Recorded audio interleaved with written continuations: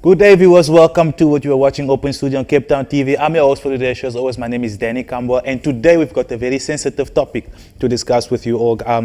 Joining me in studio today to discuss this topic is Hanif from the organization or rehabilitation center called Tawakkul. He's here to speak to us about a very sensitive topic that we face daily into our communities. So, Hanif, welcome to the show. Hi, thank you and welcome. Thanks for having me here. How are you feeling? I'm feeling good, thanks. Okay, so for those that do not know you and do not know about Tawakkul, can you tell us a little bit more about yourself and how the organization came about? Yes, Tawakkul Rehab Centre was started because there was a lack of rehab centres dealing with our addictions and substance abuse in our communities. And I felt the need to, we felt the need to open a centre to assist the community with the addiction problems that we were having. So what inspired the name Tawakkul? Tawakkul is basically leave it in the hands of God. Okay. It's an Arabic word. It means to leave it in God's hands and leave everything in God's hands, so to speak. And that's where the name comes from. It's so basically without God or without belief structure, you won't actually recover. Absolutely. You have to believe in something. Absolutely. So you could believe in yourself. Absolutely. Yeah. So drugs is a very touchy topic. It's a big thing we face daily within our communities, within our work environment, within our schools. What is your take on this? What is your take on drugs? Everybody's affected by drugs. Whether it's not in your home, it's around your home. Yeah. And so now and then the burglar comes in your home, he's on drugs. Your phone, you're at work, your phone that gets missing, your people all around you, it affects everyone directly. There's nobody that can say they don't know about the addiction scourge that's happening in our communities. And not just in our communities, everywhere. So who is most vulnerable? Who is most affected by these addicts? At the moment, you're talking about the addiction or the addicts? The addicts. The addicts. Okay. Well, once an addict is on the loose, Yeah. who's the targets? Who's the vulnerable ones? Firstly, Yeah. the targets of the addict is at home. It starts there. Yeah. Because at home, normally the families pick up the theft. The stuff get missing out of the home and stuff. Tackies, my cell phone, my Always thought rings, it's the money out of the purse. Those are the first targets when they start entering a life of addiction. Yeah. And then afterwards, and the reason being because mommy won't go make a case, or my brother won't make a case.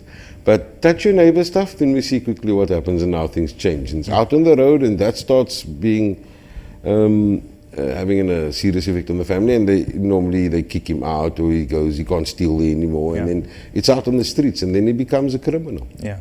And unfortunately, from there on, it's a life of crime. But not because he chooses to, but because he has to. He's got to feed his needs. addiction. Yeah. So. So like you mentioned, it starts at home before it goes out in the community, and the community will stand for what is theirs. They will attack, they will defend themselves, they will retaliate. Yes. But then the houses, your mother, your father, your grandmother, they're protecting these people. They refuse to accept that they are addicts. And what is your take on that? It's not that they refuse to, it's the fact that they don't want to know that their child has become an addict, or they're naive to it. Or they're just uneducated in the sense that they don't really know. They just think this child is naughty, or this child, why is he behaving this way? But deep down, a lot of them know that there's an addictive behavior coming out, and that's where they need to start stepping in. Yeah. Addiction is normally picked up where your child's behavior is starting to change into the negative. And that's where you need to step in as a parent, and you need to reach out and not be like it's taboo to talk about my child being an addict. It's not a failure of the parent, it's the influence of this world that's causing the mindsets of the new generation. Yes, definitely. That's lawless. Yeah. You know, So what can the families do before it goes out of hand, before it gets to the community?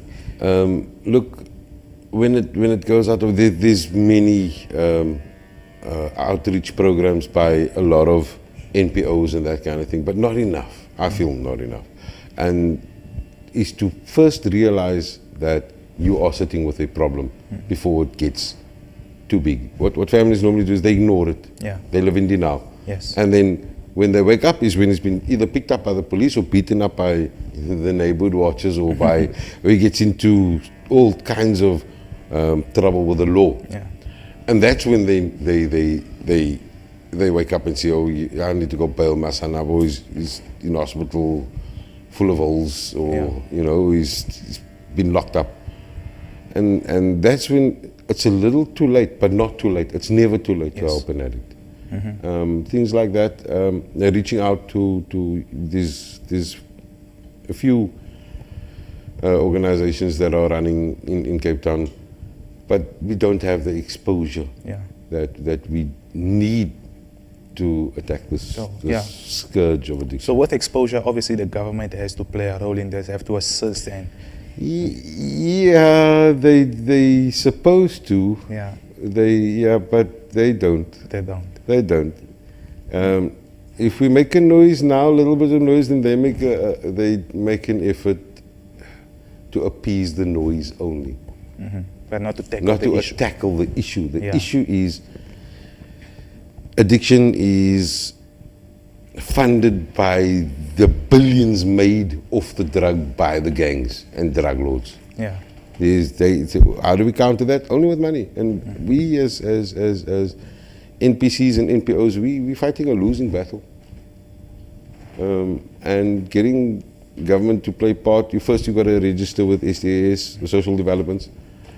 And you've got to jump through fiery hoops before you can actually... So like you've mentioned now, also communities play a big role. So we're going to take a short break now. When we return, and we're going to go a bit more into details of what the community can do to assist. So for those that's watching at home, please do not go anywhere. We're going to take a short break. When we come back, we'll continue with our conversation with Hanif. Don't go anywhere.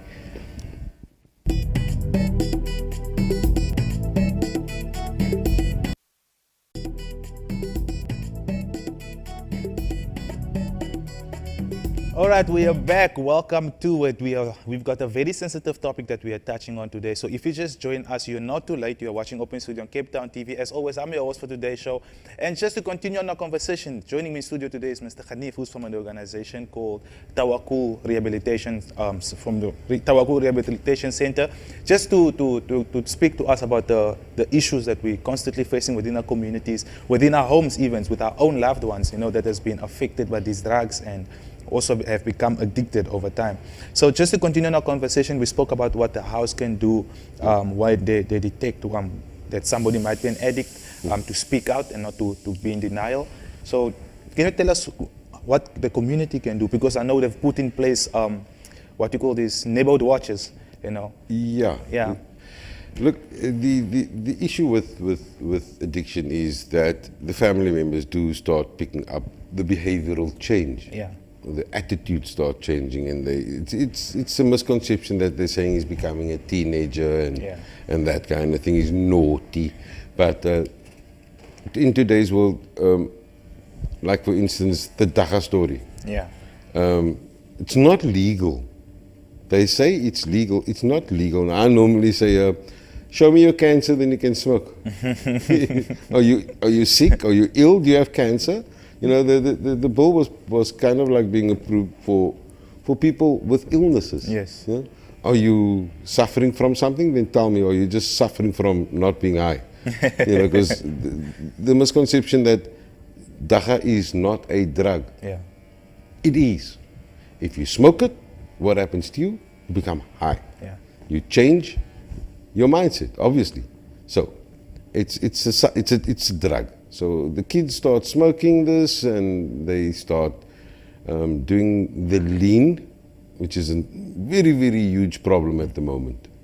Lean is a mixture of codeine tablets, cough syrup, jelly beans, and cool drinks. Well, it sounds like everything a child would want. Yes, shaken up in a bottle and drink is the same effect as heroin. The Wow. same effect as heroin. How do people think of these things? The music. Lil Wayne came out with a song a couple of years ago, and he mentions in the Shazab, in the song. And they're still talking about it right now. And they still, it's in the music, you'll hear little clues. And the kids that know the rap words and all this, there's little clues in there of how they're doing. But nonetheless, the chemists and pharmacists are not playing along either. Yeah. They're selling this. You'll see now. I pick it up because I'm in the know. Going to a chemist now. It's summer, but the cough mixture is on special. Wow. Stocks and stacks of cough mixture being sold to kids. I blame the pharmacists directly. They are not putting laws into place that, well, there are laws. They're just shooting the curb on the laws. And this is being sold. But the fact of the matter is that the kids, after they've been doing the lean and the dacha, they need a stronger substance because now that's becoming boring. And then they move on to heavier, harder drugs, which is your heroin, and then your tick, and buttons, because they need a better high, a stronger high. So is our community doing enough to tackle this problem? No. Only those who are afflicted and affected by it are doing something about it, but they're a handful. Yeah. Neighborhood watchers, I take my hat off to them. They watch our neighborhood while we sleep. Yeah. And it's there where you start seeing these, what we call in Cape Town, Taku. Yeah. They are live at night. At night. 3, 4 o'clock in the morning, they're walking around with eyes bigger than saucers. And they're just going for strolls. They're just high. But they're actually what we call scuttling. If there's an opportunity to steal or take something, they'll do it. You know? Yeah. But unfortunately, this is their life of addiction. It's linked to crime. Yeah. Nothing else. And these guys that are addicted, like the ones who say the turkopers, they tend to be very aggressive and very violent. And our neighborhood watchers, then they are putting their life on the risk. They're not getting paid for this. It's voluntary. No, it's voluntary. And because are they well equipped to look? A lot of them have radios and batons and a few guns here and there, licensed guns. But they obviously can't use it. But yes, they are putting their lives on the line because you never know when the tick-up comes through your ceiling, or is in your house stealing your stuff, and the violence that you talk about is the substance, making them violent. You'll see as the progression of addiction happens, it becomes first irritability because you can't get this fix. This is now in the early stages of addiction. And then it's like, you'll see his mood swings, and then it becomes aggressive. Yeah. And then through his addiction, that aggressive behavior becomes part of that addictive nature. And that's in most of the addicts, not all, but most of them. Yeah. You know, and it turns out to be quite violent. I mean, threats, verbal threats, and I mean, I've had now an incident where one addict was threatening to kill his family. Wow. And now, do you take that lightly or do you take that seriously? When we get there, obviously we know the situation, but the mom, she's scared and petrified. This is not the son. This is somebody else. How can my own child tell me he's going to kill us all in our sleep? People sleep with the doors locked, scared of their own child. Wow. You go into houses, when I go out and I speak to families, you see TVs chained. We're not talking about the nice flat screen, eh? We're talking about your old, round, big box TV, an enormous one, chained. And there's nothing else in the house. Because they've stolen, especially pensioners, man. The mother and the father maybe on Taku already and gone and lost to drugs. Now the Opa and the Oma is looking after the grandchild, but he's also a major Taku because he looked up at his parents and he became an addict. So they come into this house, I remember it, I will never forget it. I come in and the Opa says, we're going to combine our pension to pay for our grandson so he don't become like my son, Wow. who's in Paulsmoor now. Wow. So we're gonna. This is a very sensitive topic. So we're gonna take another short break. Okay. So for the viewers that's watching us at home, when we come back, we're gonna discuss now what Hanif is doing in his rehabilitation to assist the community in bettering it and also alleviate drug addiction within the community. So do not go anywhere. Stay in your seats. See you when we come back.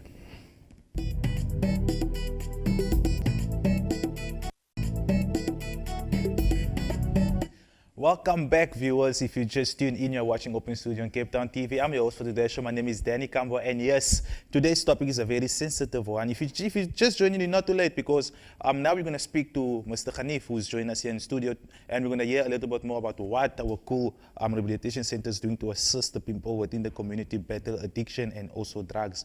So, Mr. Hanif, we've spoken about the problems that the households face, from the communities facing, how they can battle it, how they can assist each other. So tell us, what is your community doing to assist within the community?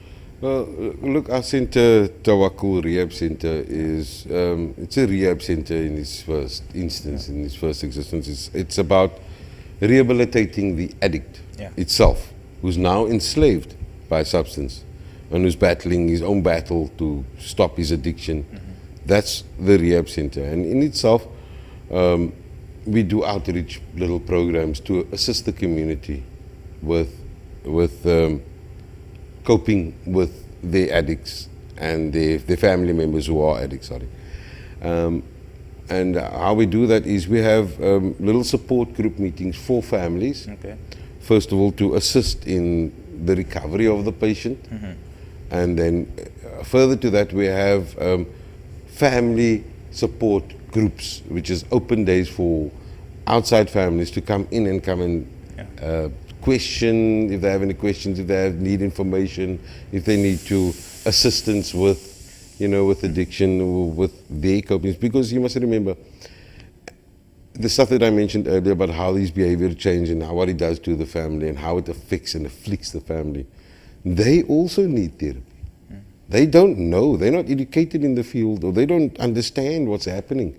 And it's our duty to help them with understanding what's happening in their lives, how it afflicts and affects them. Normally they had an idea of where they were going in their lives as a family, and suddenly one of the members of the family just goes that way, and everybody else has to either claw back at him, and then the route you were on changes.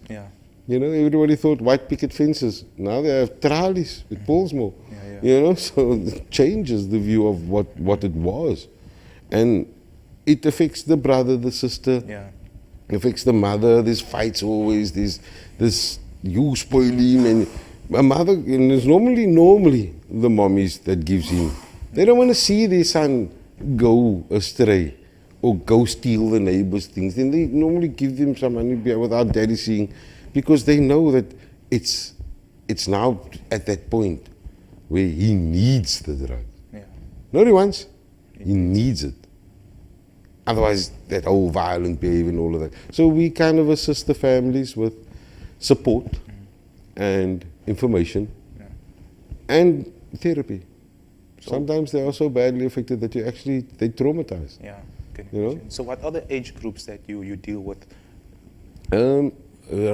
Age, there isn't an age. It's from 14, 13, right up to 65, 70.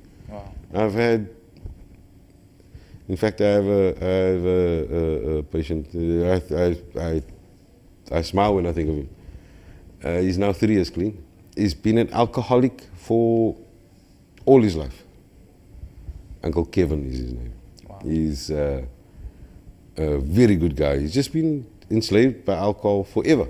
And he's now clean. And he still comes and he still buys the house snacks. Or he comes and visits all the time. But he's now recovered. And he's 70, sorry if I get this wrong, Uncle Kev, he's about 60, or not 60, 70 odd. Wow. And he's changed his life over the last 3 years. And all he knew was substance. Nothing else. And it's never too late. It's never too late. And then you get, obviously, 14, 15, 16.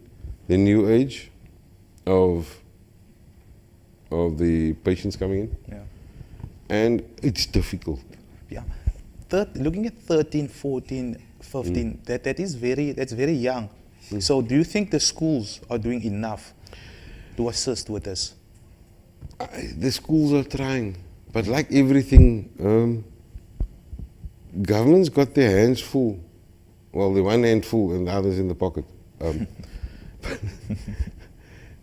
We need more funding. We need help. We need help. We really do need help. As community organizations, NPOs, NPCs, we're fighting this battle against this enormous war. And it's difficult.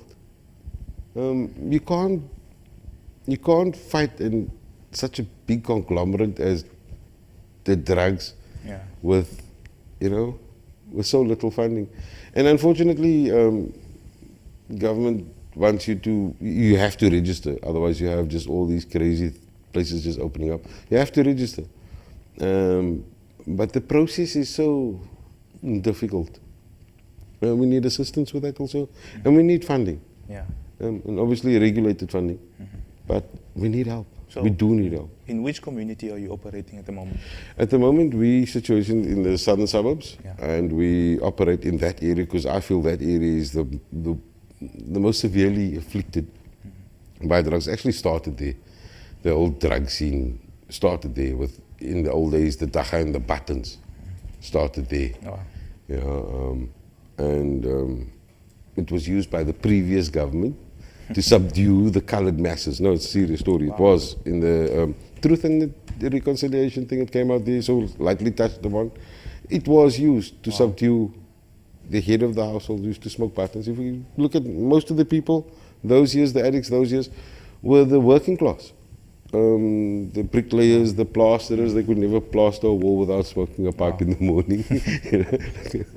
But nonetheless, it's manifested itself in our community to such a degree that it's acceptable to smoke buttons. Ek rook maar net buttons en dacha. Wow. It's not as bad as heroin, unga, or tuk. Wow. So it's become like that already, but it's making our whole community stupid. But seeing now that we are coming towards the end of the show, what would, for those that want to get a hold of you, how can they get a hold of you? Okay, Tawakkul Rehab, we're on Facebook. Yeah. We also we have a website, www.tawakkulrehab.org. And yes, we very easily found. We are on Schaapkraal. Yeah. 22 Schaapkraal Road. Schaapkraal is a very well-known area, Jan Smuts, or Old Strandfontein Road as they used to call it. At the Pick and Pay, we're in that area, and that's very close to our central drug district. There we go. And there you've had it, viewers. So please go out there and check it out. It's Tawakkul Rehabilitation Centre. And yeah, so I thank you so much for coming, Hanif. For today, this is the end of the show. This is where we stop, but it does not end here. You can still make a difference. But I'm signing out for now. My name is Danny Campbell. Till next time. Bye-bye.